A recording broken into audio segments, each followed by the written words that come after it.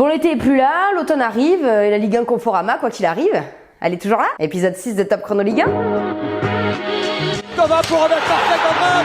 Thomas, magnifique Thomas. Oh, c'est magnifique, c'est extraordinaire. Voilà Lyon à 10 contre 11 qui prend ses distances. Oh, le bon ballon. Cavani, il a vu au fond. Il a mis au fond. Cavani. Et oui, la Ligue 1 a un nouveau dauphin. Non mais par contre, on avait dit la star du week-end. C'est vrai qu'on aurait pu choisir la star du week-end. Je t'explique tout. Mais en même temps, on avait quand même envie de saluer la performance collective depuis le début de la saison. Tu devineras jamais, le SCO d'Angers est deuxième de Ligue 1, juste derrière le PSG. Oui monsieur. Et ils ont choisi leur cible. Victoire 4-1 face à Saint-Etienne. C'est surtout que c'est ultra mérité pour Angers. Ça fait 4 matchs à domicile et 4 victoires. Mais du côté de Saint-Etienne, ah bah alors là on est parti pour un hasard complet. Autant te dire qu'ils ont déjà pris le téléphone. Ouais, Jean-Louis, tu fais quoi en ce moment? Ouais, ben si tu viens, casquette à volonté. Bon, on n'y est pas, mais en attendant, hier, Saint-Etienne en a pris 4. Et avec la manière. Pourtant, la SSE, ce sont eux qui ont ouvert le score avec Nordin. Et je peux te dire que moi, sur mon canapé, quand j'ai vu le premier but, je suis comme ça. Elle est à combien la cote de Angers qui en prend 3? Parce que la défense, sur le premier but, c'est une passoire complète. Et puis en deuxième mi-temps, qu'est-ce qui s'est passé? But de Capel, ça fait 1 partout. Capel sort, on fait rentrer Casimir Ninga. Et là, c'est le show. Mais le show complet. Casimir Ninga, sur une saison en Ligue 1, son max, c'est 7 buts. Et ben là... T'as compris? Triplé? Précise le temps. Ah oui, Casimir Ninga a mis 3 buts en 11 minutes. Ninga, rentré en jeu à la 68e minute, a mis un but à la 78e.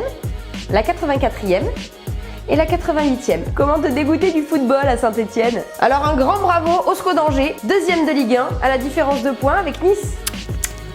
Ouais oui, à Angers, faites-vous des bisous, vous le méritez.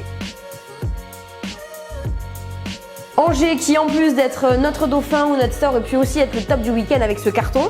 Mais on vous l'a dit, Angers est à égalité de points avec Nice. Le Patry qui dit rien, et tranquillou. Bon, t'en sais rien, tu vis pas avec, hein. Enfin, on l'entend pas beaucoup quand même. Par contre, Patoche, 3ème de Ligue 1. Victoire 2-1 de Nice ce week-end, c'était face à Dijon. Oh non! Franchement, les boules pour Dijon. Bah ouais, parce que c'était très bien comme match. Franchement, des deux côtés. Dijon a pas eu de peau de tomber sur Nice ce week-end là. Dijon a rarement aussi bien joué en Ligue 1. Surtout Julio Tavares qui est devenu, en inscrivant le seul but dijonnais du match, c'est eux qui ont mené. Grâce à Julio Tavares, il est devenu le meilleur buteur du club.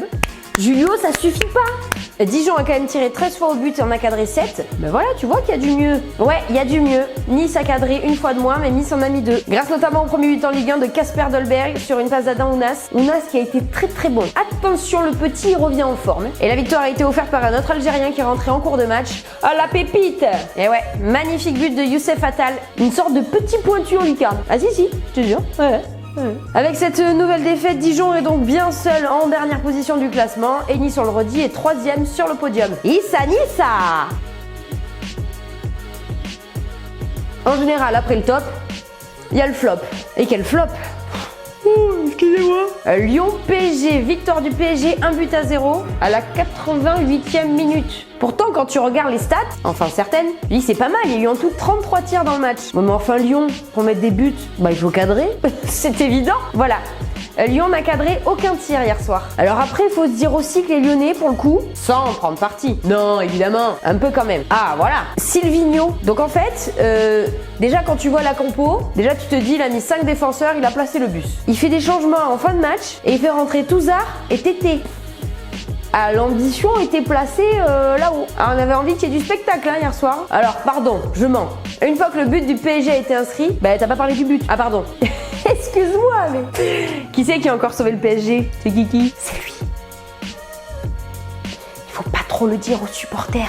Le mec n'a besoin de personne. Alors si, une passe de KM Di Maria... Magnifico. Et derrière, il a fait le travail tout seul. Vas-y que je me retourne dans la surface. Je sais même pas où je suis, à moitié couché. Poteau rentrant, ça fait but 1-0, 88e, c'est plié. Merci, bonsoir, tout le monde repart. Nous, le dimanche soir, on demande autre chose quand même. Hein. Allez, suivant. Il se passe toujours quelque chose du côté du Vélodrome. On revient donc sur le match entre Marseille et Montpellier. Déjà, pour planter le décor, un tifo à l'honneur de Benedetto et Alvaro. Donc on est au 6e match de championnat et les mecs sont déjà acclamé à travers tout un stade. Je peux te dire qu'il y en a du côté de l'effectif de l'OM, genre qui ont vraiment l'OM ici là. Ça fait boum boum dans le cœur. Des Maxime Lopez, des Valère Germain. Eux ils attendent encore. D'ailleurs, Maxime Lopez a été énorme et Valère Germain, bah, c'est lui qui marque le seul but marseillais quand même. Bah oui. Alors non, pas tout à fait le seul but marseillais. Bounassar aussi a marqué. Oh, bah c'est bien ça. Ouais mais contre son camp. Ah. 1-1 entre les deux équipes. Par contre, j'en connais un qui doit les avoir du mal à passer ce match. Andy Delors, c'est une première. En une mi-temps, il a marqué 2 buts. Refusé. Encore? Ah bah oui, à chaque fois. 2 buts refusés pour 2 hors-jeu. Franchement. Ah et puis aussi ici, ce match était le temps de retrouver un nouvel épisode de Jean-Michel Castagne. Tu connais pas Jean-Michel Castagne, toi? Oh, pourtant, c'est un petit sanguin, hein, le Jordan Ferry. Bah oui. Ah bah lui tout seul, il a fait exploser la fin de match. Hein. Petite prise de tête avec Radonjic. Oh! L'air de rien. Enfin, pile devant l'arbitre. Du coup, Camara et ses gros muscles s'en mêlent. Ça fait carton rouge pour Ferry, carton rouge pour Camara. Tout le monde était bien comme ça, là. Le match continue. Dimitri Payet prend un jaune. Il passe derrière l'arbitre. Enfin non, il a pas mis la main, mais je vais pas te dire ce qu'il a dit. Il paraît que c'est pour ça qu'il a pété un plomb. Deuxième jaune, ça fait rouge. Marseille a fini le match à 9 contre 10. Bienvenue au Vélodrome. Pour ce week-end, on reste sur 4 victoires à domicile, 4 matchs nuls et 2 victoires à l'extérieur. La très mauvaise opération du week-end, elle est pour les Canaries. Après 3 victoires consécutives, défaite à Strasbourg 2-1. Strasbourg qui gagne enfin grâce notamment à l'entrée de Liénard. Et puis Nantes... Dégringolade, ça passe de la 3e à la 7e place. En revanche, eux, ils enchaînent plutôt bien. 4e match consécutif sans défaite et 2 victoires en 3 matchs. Les Crocos, les Crocos. Victoire 1-0 de Nîmes face à Toulouse grâce à un superbe but de Romain Philippotto. Romain. Toujours avec le chiffre 4, mais 4e défaite pour Metz. Alors ça commence à être tendu pour les promus. Défaite à domicile 2-1 face à Amiens. Metz devient donc barragiste à l'issue de cette 6e journée de Ligue 1 Conforama. On en parlait tout à l'heure, match nul entre Bordeaux et Brest, 2 buts partout. Avec encore un but de l'intenable, l'ancien Jimmy Briand. Simer Jimmy, 28 tirs dans le match, un Benjamin Lecomte énormissime. Je te dis, tu passes pas. Mais personne n'est passé des deux côtés. 0-0 entre Reims et Monaco. Hey, t'as entendu Monaco? Ou Jardim. Ouh, c'est chaud.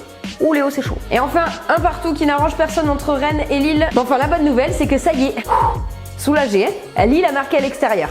Bon, c'est bon, là t'es maxi au point sur la 6e journée de Ligue 1 Conforama. Et attention, la 7e elle arrive très vite. Bah, premier match demain. Ah, bah oui, hein, en plus avec 2 équipes bien en galère. Hein. Dijon qui reçoit Marseille et Monaco qui reçoit Nice. Ouf.